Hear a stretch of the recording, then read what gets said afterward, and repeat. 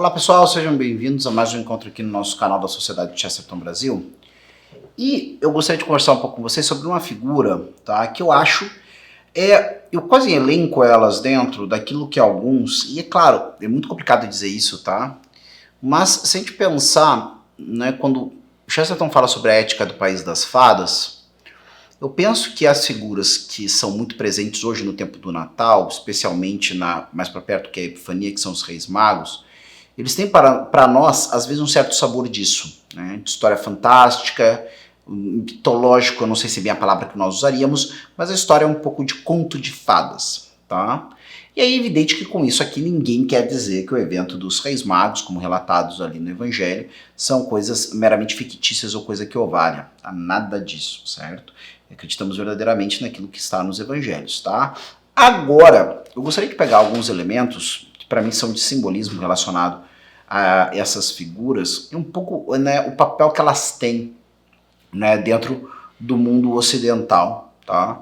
E falando desse pensamento, eu acho que talvez até mesmo de universalidade, tá? Não só do cristianismo fundamentalmente, né? O cristianismo se vê como uma religião universal, mas o Ocidente também acaba de alguma forma, né, ou de alguma forma até um pouco leve dizer de alguma forma, de fato, de uma universalidade. Né?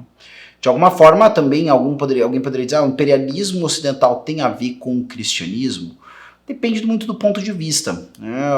O que acontece é de fato que as nações percebem, os cristãos nelas pelo menos, que há a necessidade de espraiar a pregação cristã por todo mundo. E isso envolve chegar até lá através de auxílios que podem passar pelo poder político, assim por diante. Agora, os Reis Magos, o relato que nós temos propriamente dentro dos Evangelhos, são que vieram alguns magos do Oriente, né, procurando então, né, pelo rei que havia nascido. Tá? Esses magos do Oriente acabam então encontrando, né, uma pista fundamental, né, aí muitos vão elucubrar, que é uma conjunção astral, que isso é um astro de fato. Alguns chegam a dizer que na verdade é algo que não é natural, né? Muitos trabalham com a ideia do natural providencial, ou seja, providencialmente, né, uma conjunção astronômica produziu esse fenômeno, né? E providencialmente estava ligado, dando plano de vida ao momento do nascimento de Jesus Cristo. Outros vão já ir para um outro aspecto que não era sequer um fenômeno natural, né? Mesmo que providencial.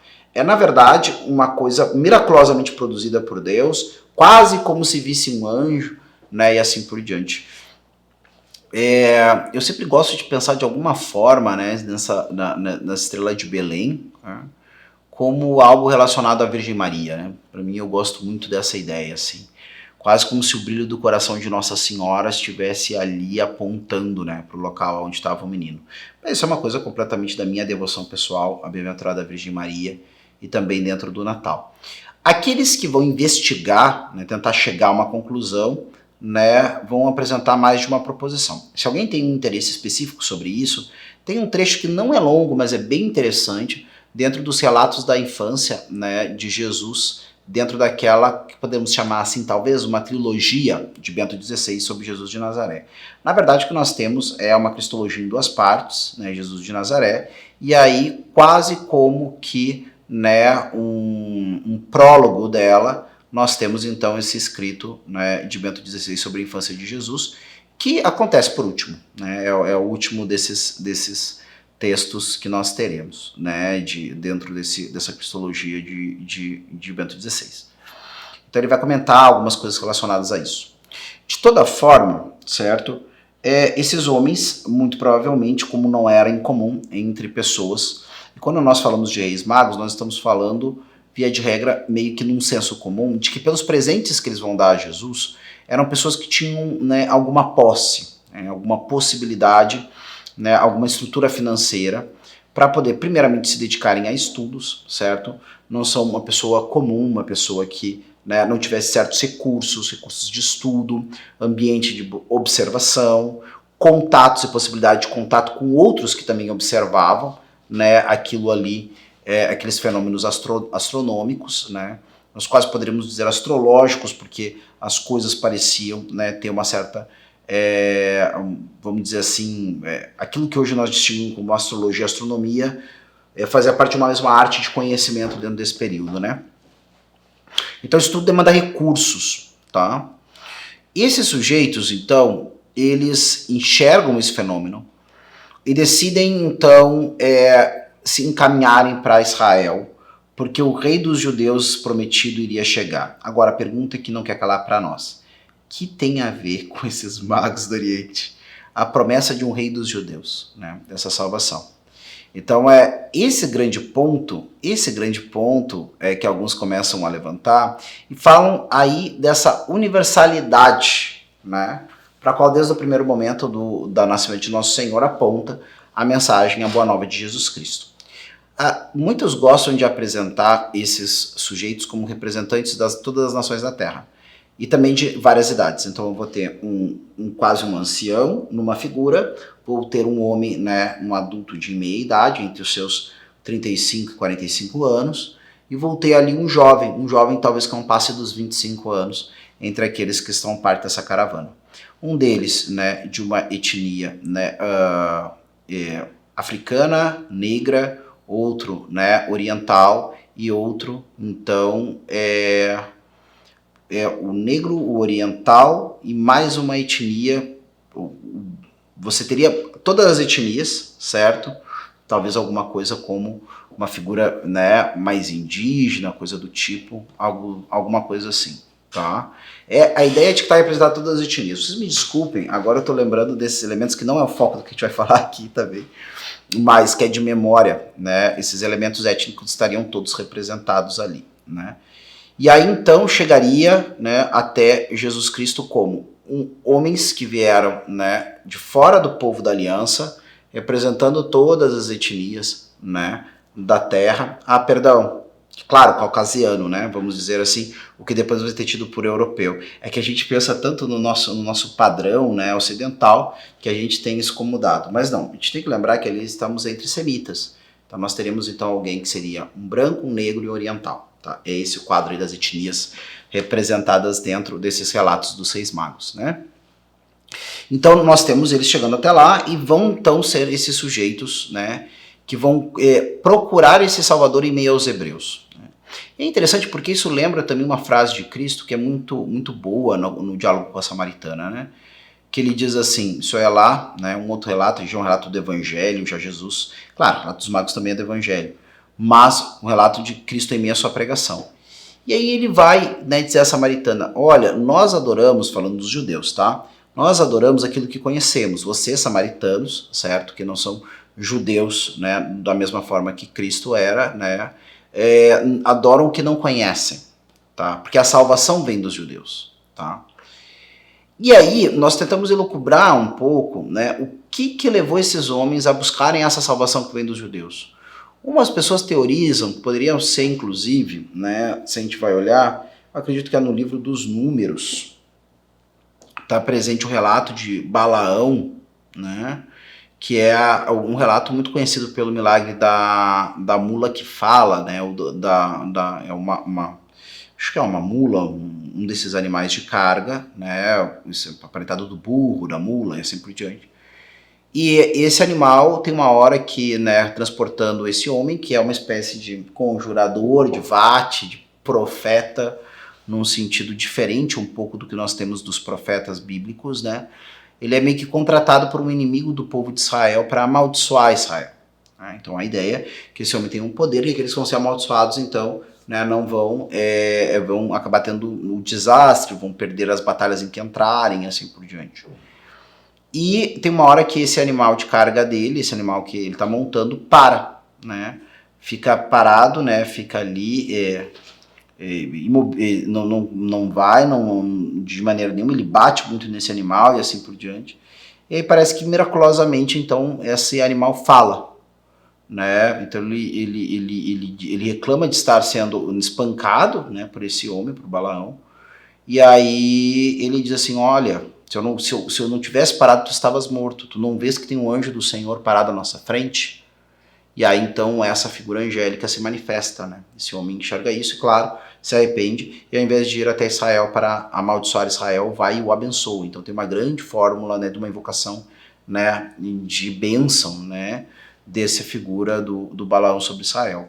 E ele vai ter um trecho que ele diz algo mais ou menos como isso, né? Vejo, porém, de longe, contemplo, mas não agora. Um astro se levanta de Jacó, e assim por diante. Um cetro se ergue de Judá. Uma coisa assim, tá? E claro, a gente sabe que esse homem não era do povo de Israel. Então o que alguns diriam é que se cria poderia se criar uma certa tradição profética nesses meios não hebraicos, não judaicos, relacionados a uma esperança que, a bem ou mal da verdade, não é algo tão exclusivo, pelo menos não como intuição e desejo na mente do homem. Que venha uma ação de Deus através de um Salvador, através, né, de pode ser outros contornos que ganhem, mas para nos salvar daquilo tudo que os homens percebem que vai muito mal, né? As doenças, a morte, a cobiça, os diversos defeitos que levam a conflitos, a morte, aquela coisa toda. Então, né, poderia ter se criado então uma tradição de que esse Salvador viria assim de Israel. E se procurou então aprofundar essas coisas a partir de uma série de conjunturas. E aí entra uma crença do mundo antigo de que a providência divina poderia dar então as pistas do que aconteceria no mundo através do movimento dos astros, mais ou menos como alguém que tenta, né, deduzir as horas ou a direção para onde vai, né, ou para onde tem que ir, para onde tem que se orientar, né, através, né, das estrelas. Então, não, olha, essa estrela... E aí, claro, entra aquele monte de coisas que a gente já conhece, certas características astronômicas de certos astros, porque esse pulsa mais, esse é mais vermelho, esse não sei o que, então é guerra, é isso e aquilo, tá? Mas então existe toda essa... Isso é muito estranho para nós, pensar assim, né? Ah, não, mas então os caras estão buscando Deus através da astrologia? Gente, vale a pena pensar que esses homens estão se esforçando, né, sobre tudo isso, para tentar encontrar Deus. E eu acho que esse é o grande foco.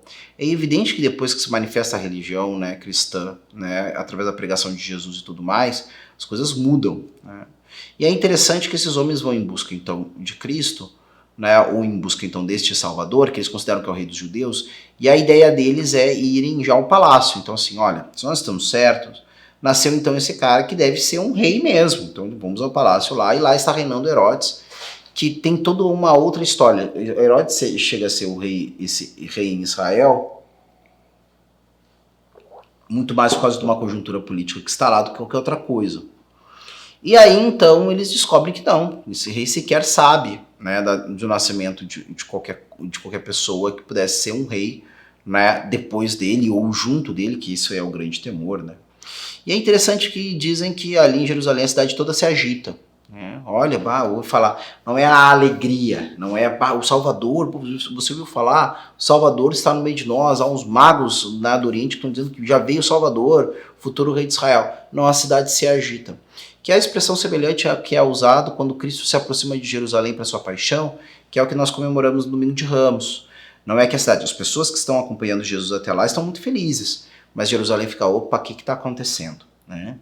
Então, que é sempre aquela questão, né? Aqueles que estão fazendo bem ou que estão oprimidos pelo mal se alegram com a vinda do Salvador.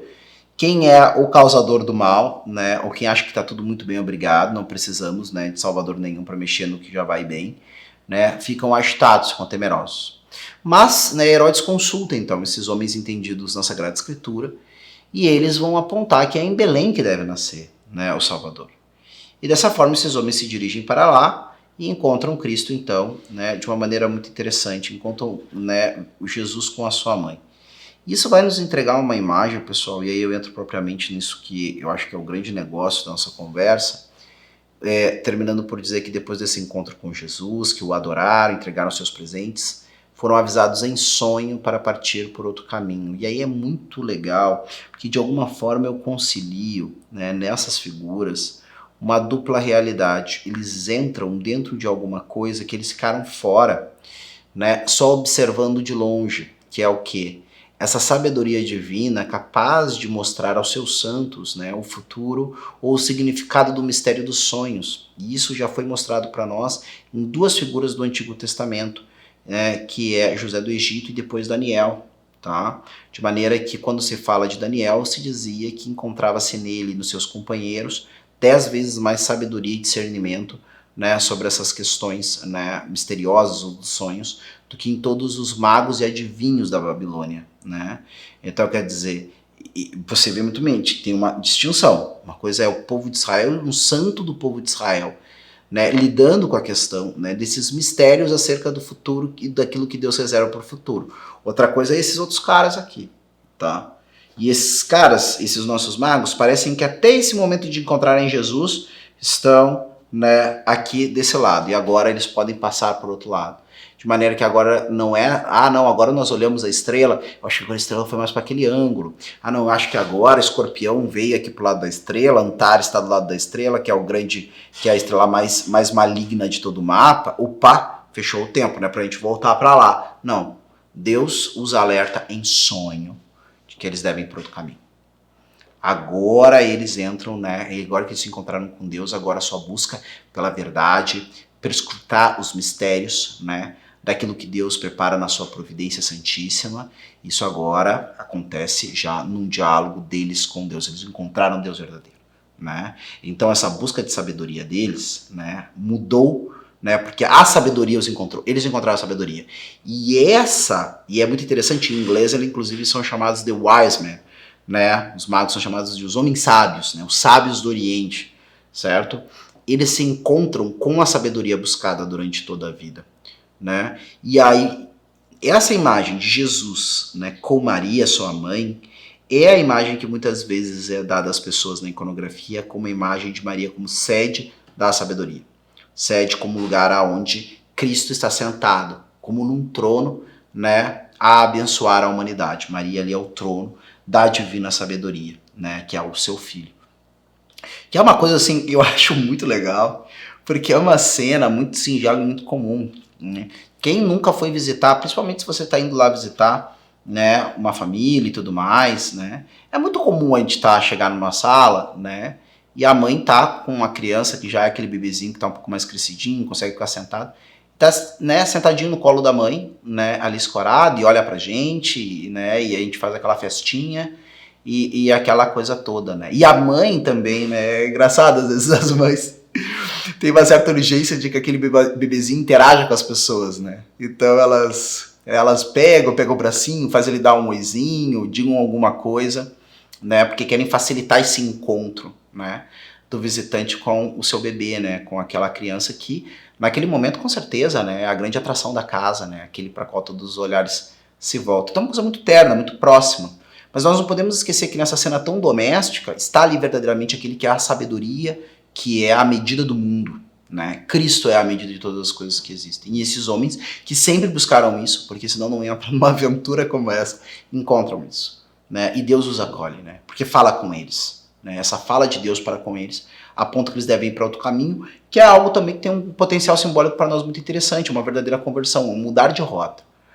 E agora, o que é essa verdadeira sabedoria? E aí, uma vez eu ouvi uma história que eu achei muito legal, que é lá no colégio, na faculdade, né? A gente chama de college em inglês, né? Mas lá em Cambridge tem a college, é uma das primeiras, que é Peterhouse. E Peterhouse, na sua capela, tem o brasão dos Wiseman, tem uma família chamada Wiseman, e aí vai ter o brasão deles lá. E ali tem o lema deles que é Sapte qui Deum sapit. Conhece aquele a quem Deus conhece. E diante de nós, fica esses homens, nos aparecem como esse grande símbolo do que é a verdadeira sabedoria. Né? E aí eu não colocaria somente as coisas sobre a ótica do que aconteceu nesse, né, belíssimo encontro em Belém, desses homens com Jesus. Mas o que foi a vida deles antes, né? E o que deve ser a nossa vida de esforços e estudos durante toda a existência. Nem todo mundo, que eu acredito que participa e vê as nossas gravações, que as nossas aulas, né, necessariamente é cristão ou é católico, coisa que eu valho. Mas o fato é, né, de que eu acredito que todos nós compartilhamos da ideia de que nós buscamos uma verdade e um bem objetivo, né, que não está só na nossa cabeça ou no nosso desejo. E qual é que é a receita de chegar nisso, né? Talvez até você tenha visto várias vezes, né, algumas coisas relacionadas ao cristianismo que você acha muito bacana, mas você não consegue crer, ou parece que tem coisas que ainda estão desencaixadas. E a atitude desses reis magos aparece a nós como a grande atitude. Muito provavelmente esses homens nortearam a vida deles, né, por viver a sua busca de conhecimento de verdade junto com outras coisas, né, com elementos morais, com coisas que eles sabiam que deviam fazer pelo próximo, com a ideia de, né, se acercarem provavelmente de pessoas que talvez não podiam tanto quanto eles. E por isso tiveram a pureza e a retidão, né, de olharem para as estrelas e olharem para os elementos, talvez com vários conhecimentos defasados, outros supersticiosos, outros que com certeza eles tiveram que abandonar depois que encontraram a verdade. Mas apesar de tudo isso, apesar dessa retidão, graças a essa retidão, aliás, melhor dizendo, graças a essa retidão, a providência os conduziu, né, até o lugar que verdadeiramente ansiava o seu coração. Os reis magos nos deixam com essa grande lição de sabedoria nesse tempo, né, que é o tempo do Natal e assim por diante. É preciso, né, sobretudo, ter humildade para encontrar essa verdadeira sabedoria que se esconde nesse mistério de uma gruta no local insuspeitável, completamente ignorado por homens que são ditos grandes e sábios. Não foi Herodes, né, até a gruta, queria ter ido lá para matar o Senhor e não para adorá-lo. Tampouco se interessaram os profetas, poucos os doutores da lei ou aqueles peritos, que até deram a indicação do lugar adequado, era ali que deveria, né, nascer o Senhor, e deram a resposta certa. Mas nós não temos os relatos de que nenhum desses peritos, né, da Sagrada Escritura acompanhou os magos na sua busca. Quem os encontrou foram homens, né, improváveis, que vinham de uma outra religião, provavelmente zoroastristas, certo? Vinham de um local distante de Israel, né, e nós sequer conseguimos entender como eles encontraram, né, lá no seu local a esperança, né, que era a esperança do povo de Deus, do povo de Israel, que depois se tornou do mundo inteiro. Mas o fato é, a busca sincera pela esperança sobre a verdade, sobre o bem, sobre a beleza, sobre Deus em última análise, essa esperança os encontrou, porque eles não desviaram o coração daquilo que deveria ser a busca da verdade, né, e do bem, do amor, né, independente daquilo que eu gosto, do que eu quero. Muito provavelmente seria muito legal para eles se, né, esse Salvador tivesse nascido no lugar onde eles queriam, no lugar onde eles estavam, participasse da religião deles. Mas eles se desprenderam do lugar onde viviam, mesmo da ciência que praticavam em algum grau, e depois também da própria religião, para encontrar então aquele que era a verdade, porque isso era que era mais importante para eles, sobretudo. Ficamos com essa mensagem, acredito, né, que essa sabedoria que eles buscavam é a mesma que nós buscamos, né, e desejo que seja de fato. Vou ficando por aqui, não deixem de conhecer as obras de Chesterton de maneira geral, todas elas vão acabar trazendo muitos desses elementos que nós conversamos, especialmente, né, aquelas que vão tratar, por exemplo, de Jesus Cristo, ou então, né, da Jerusalém, né, temos aí Nova Jerusalém, essa viagem de Chesterton, essa terra onde tudo isso aconteceu, onde você vai poder, né, ver o nosso autor ainda conversando conosco sobre ainda mais temas, né, relacionados a tudo isso que nós falamos. Ficando por aqui, até a próxima.